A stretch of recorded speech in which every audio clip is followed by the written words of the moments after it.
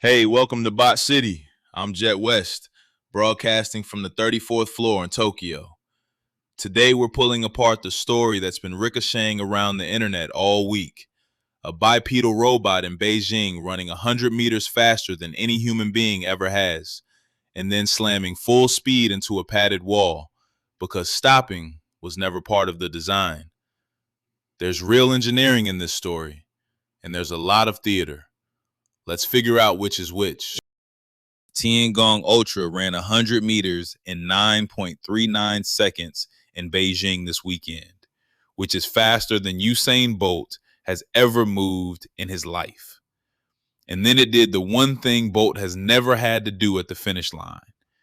It slammed into a padded wall, collapsed, and got carried off because it physically cannot stop. That's the story nobody's telling you. The headlines say robot beats Usain Bolt. The video shows a machine crossing a line at 14.5 meters per second and then colliding with foam because there is no deceleration system built into it. Multiple sources confirm it. The robots hit the cushion, they fall, some get carried out on stretchers. So let me be precise about what you're actually watching, because the framing has it exactly backwards. This is not a running robot. This is a falling robot with excellent timing. A controlled crash tuned to cross a line before it hits the floor. And I want to be fair here because there's something genuinely hard buried under the spectacle, and I'm not going to pretend there isn't. Sustaining bipedal balance at a peak of 14.5 meters per second without face planting mid-stride is a real dynamic control problem. A year ago, it was not solved. At the inaugural games, this same class of machine, Tiangong Ultra, ran the same 100 meters in 21.5 seconds. 21 and a half. This weekend, 939. That is a 2.3 times speed gain in 12 months. In actuation and balance control, that is not incremental. That is a cliff. So how does a bipedal machine get 2.5 times faster in a single year? Because that number should make you suspicious, not celebratory. And the celebratory coverage is not asking. Here's the answer sitting in plain sight.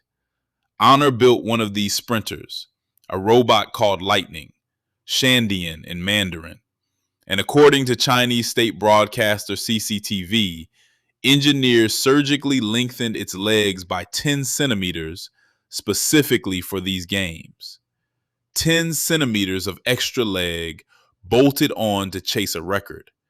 At the Beijing half marathon back in the spring, this same robot stood 169 centimeters tall with 95 centimeter legs. For the games, they stretched it, which is a thing you can do to a robot and cannot do to Usain Bolt.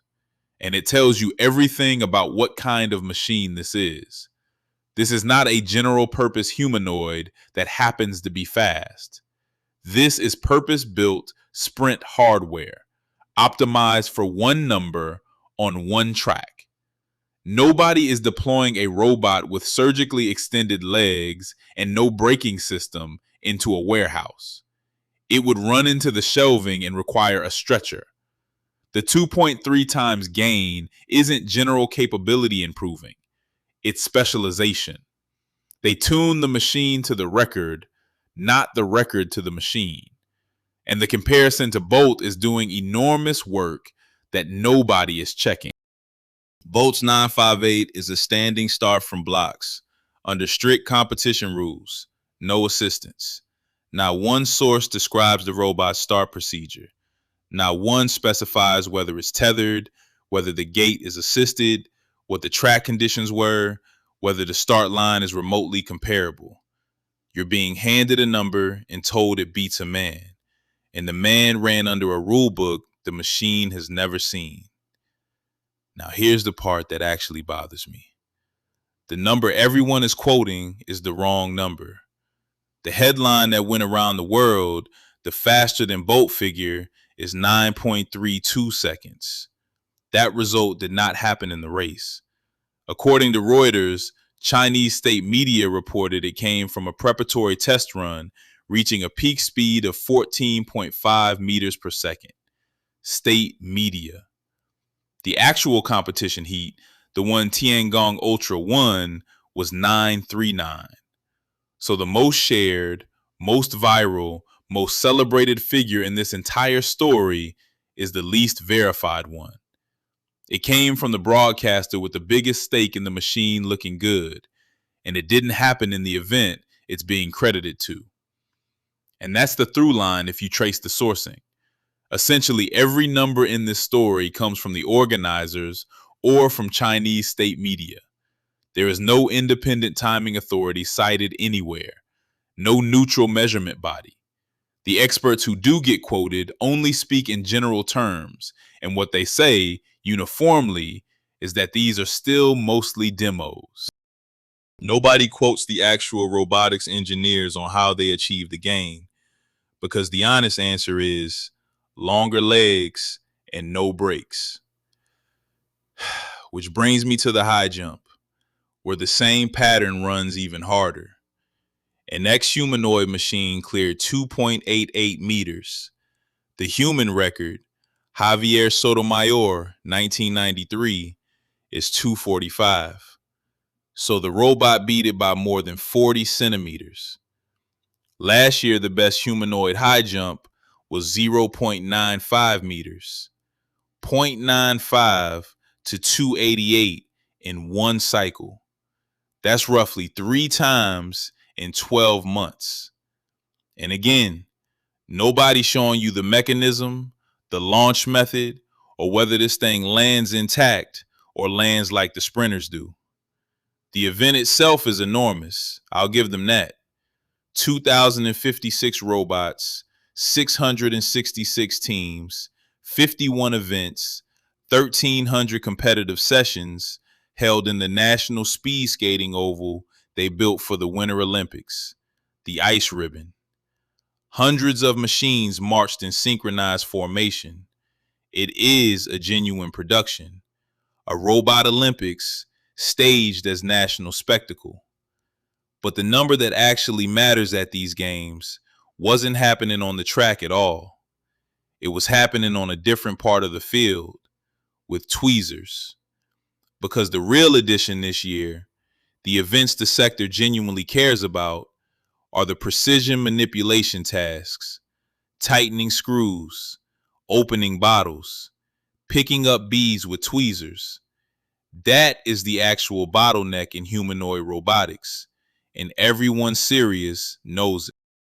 Legs on the track are a demo. Hands that can do useful, dexterous work in an unstructured room is the entire commercial question. A robot that runs into a wall at 14 meters per second is a highlight reel. A robot that can reliably tighten a screw is a business. And notice what's sitting right behind the sports spectacle, because the timing is not an accident. This same window, the US FCC banned imports of foreign-made humanoid robots on national security grounds. The Pentagon added Unitree, one of the companies competing here, to a military ties list. Unitree finished third in the sprint at 12.41 and then IPO'd in Shanghai that same week, reportedly up 486% on debut, though that figure traces to a single source, so hold it loosely. But look at the shape of it. Washington moves to wall off Chinese humanoids, and Beijing responds by putting 2,000 of them in an Olympic oval and beating Usain Bolt on state television. This isn't a sports meet. It's a rebuttal to export policy, wearing running shoes. So here's what actually happened in Beijing this weekend. Chinese robotics made a real, hard-earned leap in one narrow thing: dynamic balance at speed. and then wrapped that genuine achievement in a marketing operation so complete that the machine's central limitation, its total inability to stop, got reported as a charming footnote instead of the headline. The robots didn't beat Usain Bolt. They beat a line painted on a track. And then they hit the wall, because crossing the line was the only thing they were ever built to do. The engineering is real. The record is theater. And the difference between those two is the whole story. Thanks for riding this one out with me. Bot City is here every day, and I'm Jet West. Talk to you tomorrow. Grab news. Thomas.